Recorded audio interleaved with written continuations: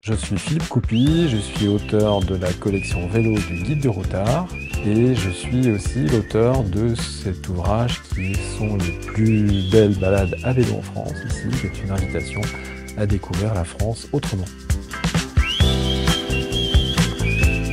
On va retrouver un peu dans l'esprit d'un routard des informations pratiques, c'est-à-dire comment arriver.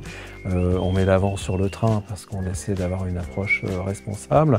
On met les offices de tourisme, on met les loueurs de vélo, on met tout ce qui peut être utile. Et puis bien sûr, les bonnes adresses auxquelles le routard nous a habitués depuis maintenant de nombreuses années et qui vont nous permettre de trouver des endroits pour faire une pause, pour manger, des campings, des hébergements divers et variés. Tout ce qui est utile en fait pour préparer sa balade.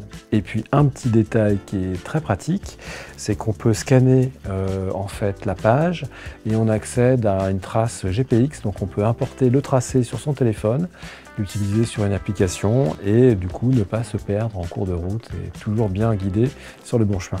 L'idée de cet ouvrage, c'est de proposer des découvertes à vélo de 1 à 3 jours, donc des balades à la fois pour certaines très faciles pour les familles et le grand public, pour les gens qui n'ont pas trop l'habitude de faire du vélo, et puis des balades qui vont jusqu'à 3 jours pour les gens qui se sentent un peu plus aguerris et qui ont envie d'aller plus loin dans la découverte. C'est organisé sur le même principe qu'un guide du routard, c'est organisé par grande région, nord-est, sud-est, sud-ouest, nord-ouest, l'Île-de-France, de façon à ce qu'on puisse trouver, comme dans un guide du routard, piocher les balades qui nous concernent.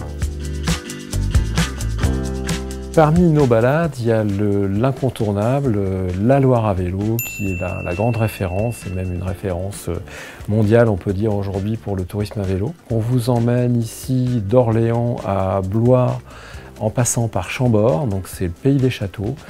C'est une des parties les plus intéressantes de la vallée de la Loire, la vallée des Rois. On trouve un château pratiquement, j'allais dire presque tous les kilomètres, c'est presque exagéré, mais en tout cas on trouve beaucoup de choses. On a une nature qui est omniprésente, qui est avec de grandes forêts. On a la présence de la Loire, on peut s'arrêter, on peut pique-niquer, on peut bivouaquer, on peut même faire des balades en canoë et aller faire un bivouac la nuit avec les castors. Plein d'idées de découverte sur cette Loire qui a un autre avantage, c'est que c'est plat, c'est facile et donc c'est à la portée de tout le monde. On vous propose une balade sur l'île aux Moines. L'île aux Moines, c'est une sorte de croix de granit qui est tombée dans l'eau émeraude du golfe du Morbihan, donc c'est tout près de Vannes. C'est une toute petite île, en fait, elle est minuscule puisqu'elle fait à peine 12 km de long sur 4 km de large. Et là, on vous propose une balade en famille qui peut se faire très facilement dans une partie d'après-midi en laissant un peu de temps, notamment pour la baignade et les glaces. C'est plat, c'est facile, c'est à la portée de tout le monde et c'est un bon moyen de commencer à découvrir les balades à vélo. C'est une balade au pays d'Arsène Lupin, donc c'est la Côte d'Albâtre. On part de cette très belle ville du Havre qui est classée au patrimoine mondial de l'UNESCO. Et puis on longe la côte, on va jusqu'à Étretat, donc c'est ces falaises fabuleuses qui sont uniques au monde. On va à Fécamp, on passe par Yport, Sasteau-de-Mauconduit, et on continue comme ça jusqu'à Dieppe. Donc c'est une balade qui fait à peu près 160 km.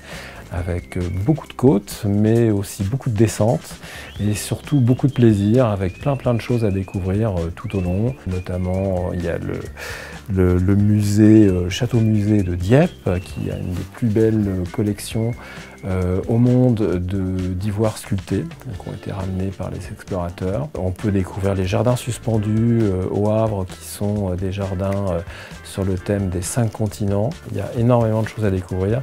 Donc affûtez vos mollets pour une belle escapade le long de la côte normande. À travers ces 50 balades, on a des milliers d'opportunités qui vous sont données aujourd'hui pour découvrir notre magnifique France autrement.